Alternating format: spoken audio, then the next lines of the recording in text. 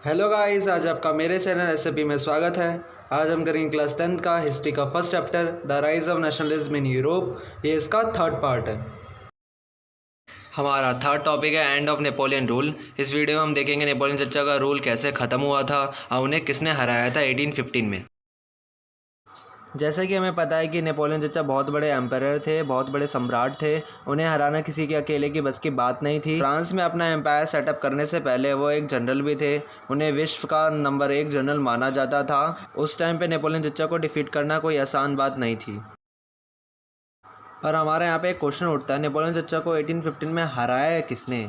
किस में इतना दम था तो नेपोलियन चचा को हरा सके? नेपोलियन चचा को 4 कंट्रीज़ ने मिलकर हराया था, ब्रिटेन, रशिया, पुर्शिया, ऑस्ट्रिया। इन चारों ने झुंड में आकर नेपोलियन चचा को हराया था। नेपोलियन चचा और इन चारों कंट्री के बीच में जो वॉर हुआ था, उस वॉर को एक नाम से जाना जाता है, वो है बैटल ऑफ वाटरलू। अब नेपोलियन चचा को तो 4 देशों ने हरा दिया था, ब्रिटेन, रशिया, पर्शिया, ऑस्ट्रिया। पर हमारे यहाँ पे एक क्वेश्चन उठता है कि इन चारों देशों ने नेपोलियन के साथ वॉर करा क्यों? वो उन्हें डिफीट करना क्यों चाहते थे? उनकी आइडियोलॉजी क्या थी? उनकी मेंटालिटी क्या थी? वो फ्रांस या यूरोप में क्या क्या नई चीज़ें लाना चाहते थे? ब्रिटेन, रशिया, पुरशिया, ऑस्ट्रिया ने मिलकर नेपोलियन चचा को डिफीट इसलिए किया था क्योंकि वो फ्रांस पर कब्जा करना चाहते थे, वहाँ पर नया एम्पायर सेटअप करना चाहते थे। उन सभी की आइडियोलॉजी कंजर्वेटिव टाइप की थी। After that they brought conservatism in 1815। इन्होंने कंजर्वेटिज्म लाया इन 1815 में। कंजर्वेटिज्म होता क्या है? कंजर्वेटिव्स एक टाइप का बिलीफ है प्रिजर्वेशन करने का। जिन भी लोगों में कंजर्वेटिव टाइप की आइडियोलॉजी होती है, उन्हें उनके लाइफ में आने वाली चेंजेस बिल्कुल पसंद नहीं होती है। वे अपनी परंपराओं को बहुत महत्व देते हैं और वे उन्हीं परंपराओं को लेकर अपना पूरा जीवन व्यतीत करना चाहते हैं। वे उन्हीं परंपराओं को 1 जनरेशन टू नेक्स्ट जनरेशन तक प्रिजर्व करना चाहते हैं। इन चारों देशों ने जब नेपोलियन चचा को हराकर कंजर्वेटिव्स लाया, तब उन्होंने क्या क्या किया? फर्स्ट, उन्होंने प्रिजर्व किया मोनार्च डायनेस्टी। जो राजा महाराजा का शासन था ना, उन्हें वो वापस ले आए थे। उन्होंने चर्च में जो रहते थे ना हायर प्रिविलेजेस वाले लोग, उनकी जो प्योरिटीज़ थी उन्हें वो वापस दे दी।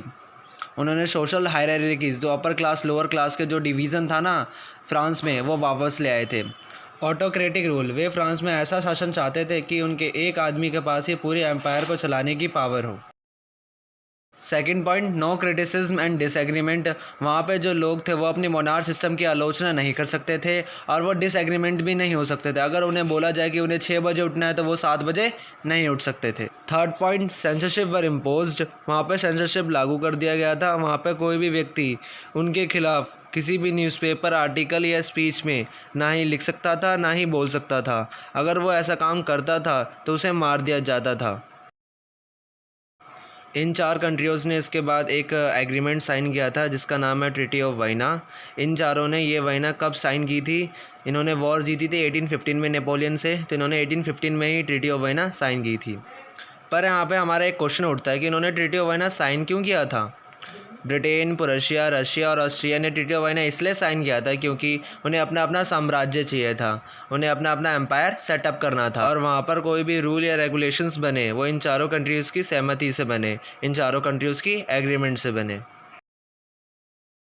अब ट्रीटी ऑफ वाइना में कौन कौन से डिसीजन लिए गए थे 1815 में, अब हम वो देखते हैं। First point, Bourbon dynasty was restore in France. मतलब जो राजा महाराजा का शासन था ना, वो वापस ले आया गया था फ्रांस में। वहाँ पे एक ही मोनार्ची सिस्टम चलाने का उन्होंने फैसला लिया। Second point, state was set up on the boundaries of France to prevent the French expansion in future. इन्होंने जो फ्रांस के बाउंड्रीज पे जो भी कंट्रीज़ थी ना, उनके स्टेट को फ्रांस के बाउंड्रीज पे सेटअप कर दिया था ताकि फ्रेंच का आगे एक्सपेंशन ना हो पाए, उनकी आगे समृद्धि ना बढ़ पाए। इस एग्रीमेंट के जो हमारे डिसीज़न है उसे याद करने के लिए हम ये कर सकते हैं। स्टार्टिंग में तो हमारे फ्रांस के ऊपर डिसीज़न थे। अब जो 3 डिसीज़न आएंगे वो सारे हमारे उन कंट्रीज़ पे हैं, ब्रिटेन को छोड़कर, जिन्होंने इस एग्रीमेंट में पार्ट लिया था, पुरुशिया, ऑस्ट्रिया और Russia. Third point, Prussia got some important territories on western. Prussia को कुछ इंपॉर्टेंट टेरिटरीज मिल गई थी वेस्टर्न में। Fourth point, Australia got control over north Italy. Australia को कंट्रोल मिल गया था नॉर्थ इटली पर। Fifth point, Russia got Poland. Russia को पोलैंड मिल गया था। अब जो हमारा अगला डिसीजन है वो नेपोलियन के 39 स्टेट के कन्फेडरेशन पे है। 6 point, confederation of 39 state which has been set up by the Napoleon was left untouched. मतलब जो नेपोलियन ने 39 स्टेट का कन्फेडरेशन बनाया था उसे उन चारों देशों ने, ब्रिटेन, पुरस्शिया, रशिया, ऑस्ट्रिया ने नहीं छुआ था। अब हम देखते हैं ड्यूरिंग 1834 में क्या क्या हुआ था। During 1834 a custom union is formed.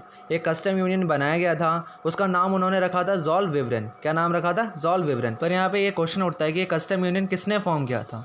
ये कस्टम यूनियन एक कंट्री ने फॉर्म किया था, उसका नाम है Prussia. Then many other German state join later. Custom union के कुछ समय बाद बहुत सारे जर्मन स्टेट कस्टम यूनियन में ज्वाइन हुए थे। यहाँ पे हमारा एक क्वेश्चन उठता है कि कस्टम यूनियन बनाने का मोटिव क्या था और उसका रिजल्ट क्या निकला। 1834 में कस्टम यूनियन बनने के बाद दो रिजल्ट निकले। फर्स्ट, एबोलाइज ट्रेड बैरियर, मतलब जो एक स्टेट से दूसरे स्टेट जाने में जो टैक्स देना पड़ता था ना, उसे बैन कर दिया गया। Second point, reduce number of currency from 30 to 2। उस टाइम पे यूरोप में 30 करेंसीज चलती थी, उसको रिड्यूस करके कितनी ला दी? 2 करेंसीज पे। Thank you guys for watching my video. मुझे उम्मीद है आपको मेरी वीडियो अच्छी लगी होगी। Please subscribe my channel, like my video and also press the bell icon so you can get the notification of my next video, and please share it.